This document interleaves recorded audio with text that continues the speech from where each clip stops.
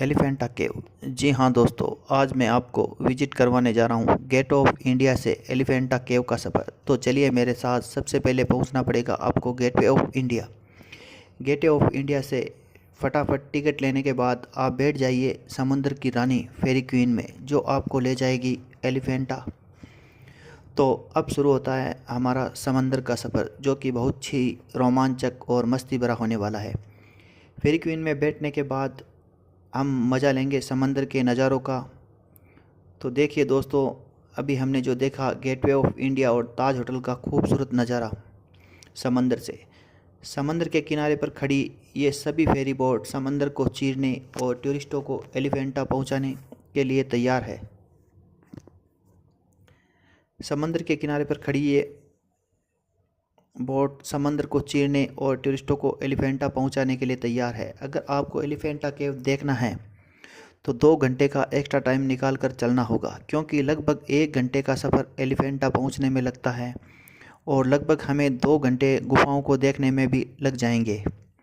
अब हम पहुंच चुके हैं हमारी मंजिल पर, लेकिन एक सफ़र अभी और करना बाकी है। या तो हम पैदल चलेंगे या बोट के माध्यम से चलेंगे।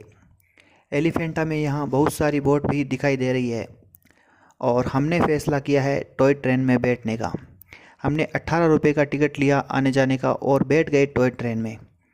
टॉय ट्रेन में बैठने का फ़ैसला हमने इसलिए किया क्योंकि 1.5 किलोमीटर का सफ़र पैदल इस गर्मी में थोड़ा मुश्किल रहेगा, क्योंकि ट्रेन से उतरने के बाद भी हमें लगभग 120 सीढ़ियाँ चढ़कर एलिफेंटा केव पहुँचना होगा। इस ट्रेन से भी हम समंदर के खूबसूरत नज़ारे देख सकते हैं।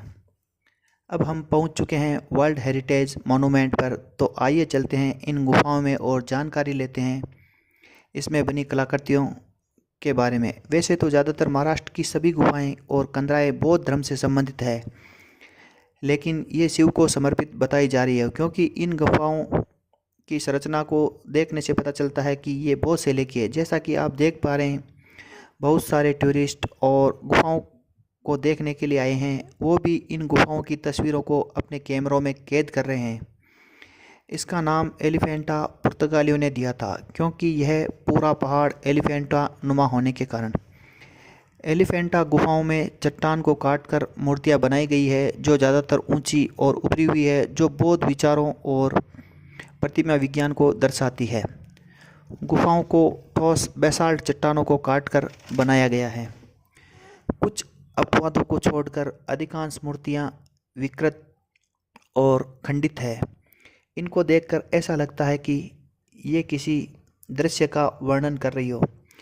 इसमें सबसे प्रसिद्ध मूर्ति है जो त्रिमूर्ति मूर्ति है, जो 3 और 3D इमेज में दिखाई देती है। बौद्ध संस्कृति को दर्शाती है।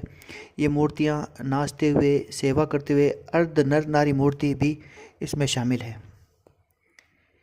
ये गुफाएं 5वीं और 9वीं शताब्दी की बताई जा रही है। विज्ञान इसकी संरचना बौद्ध स्तूपों की संरचना के समान है। इसके स्तंभ भी बौद्ध संरचनाओं के ही हिस्से लग रहे हैं। इसमें कुल 7 गुफाएं हैं जो बौद्ध संस्कृति को अपने अंदर समेटे हुए हैं।